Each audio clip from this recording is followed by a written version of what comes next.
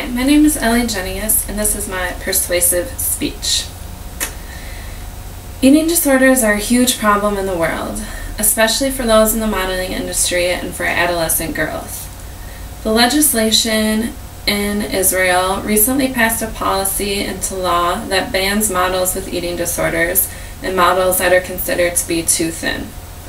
It is a very controversial topic in Israel because it is difficult to make a law like this when each individual is different, and it is hard to tell who has an eating disorder and who is just naturally and genetically thin. It is an important issue as a society because if Israel is trying to do something about lowering eating disorders in their country, then why don't we try to do the same?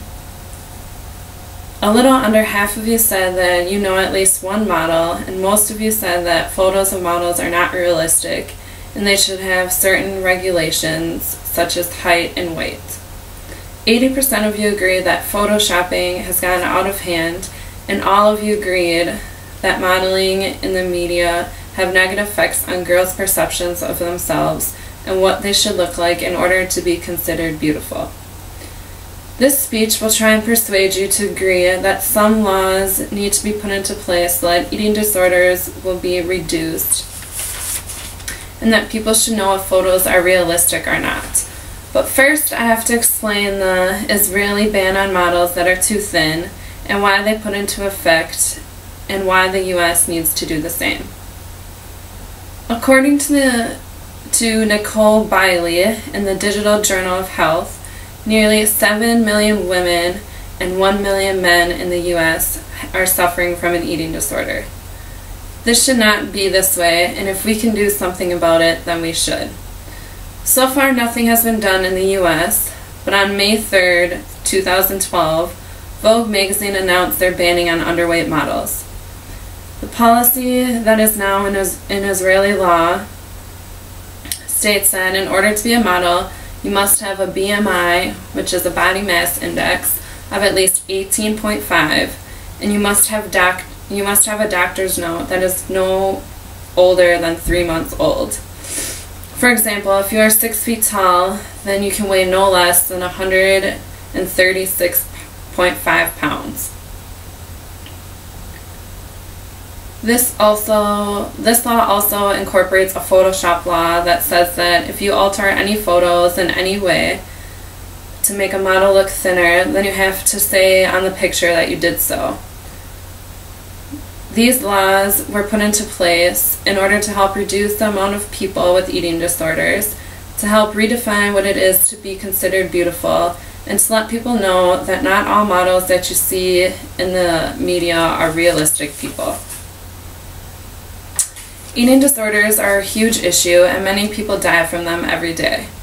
A study done by the National Association of Anorexia Nervosa and Associated Disorders reported that 5 to 10% of anorexic people die within the first 10 years of contracting the disease. 18 to 20% will be dead after 20 years, and 30 to 40% will never fully recover. This is huge, and the US needs to do something about it. Eating disorders also have the highest mortality rate of any mental illness, and anorexia is the third most common chronic illness among adolescents. In 2007, an Israeli model named Hila Al-Malik died at age 33 from an eating disorder, and she only weighed 60 pounds at her time of death. This is what encouraged modeling agent Adi Barkan to push for the banning of the too skinny models in Israel. The Photoshop law that I mentioned earlier stated that computer-generated alterations to make models appear thinner needs to be noted on the photo.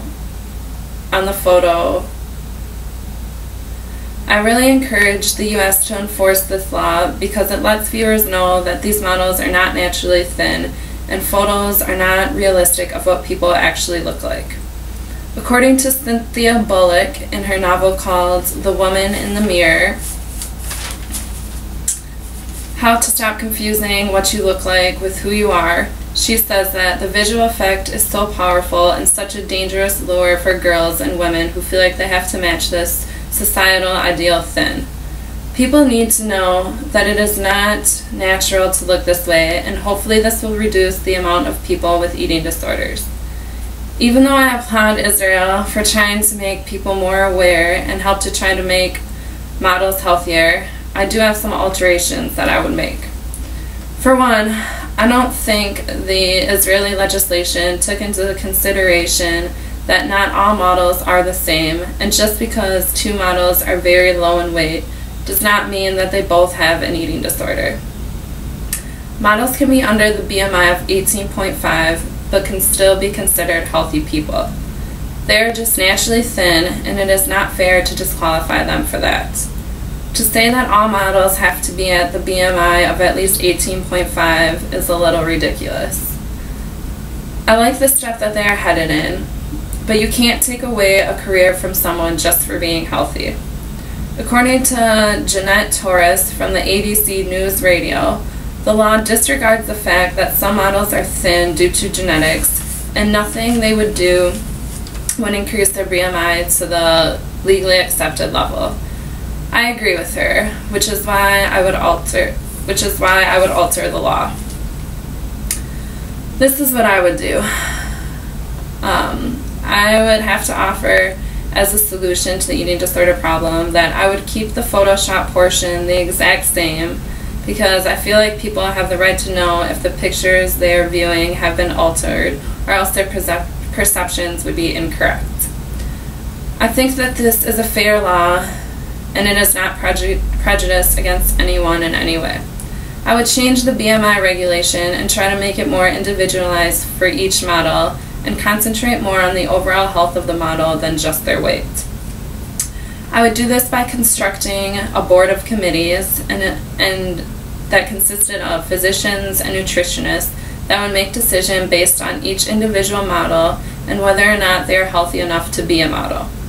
They would take into account not only their BMI, but also their diet, their mental health, and their overall well-being. I think that these solutions to the eating disorder problem would be best and would help to reduce eating disorder-related illnesses and deaths. This is how my plan will work to help solve the issue, and if you agree, then hopefully one day the legislation in the U.S. will pass a similar law, and the world will be a healthier and safer place for models and adolescent girls. I hope this speech persuaded you to want to do something in order to reduce the amount of people with eating disorders and to help reduce the negative perceptions that young girls have about themselves because of the unrealistic models and photoshopped images that are constantly being viewed by these young people.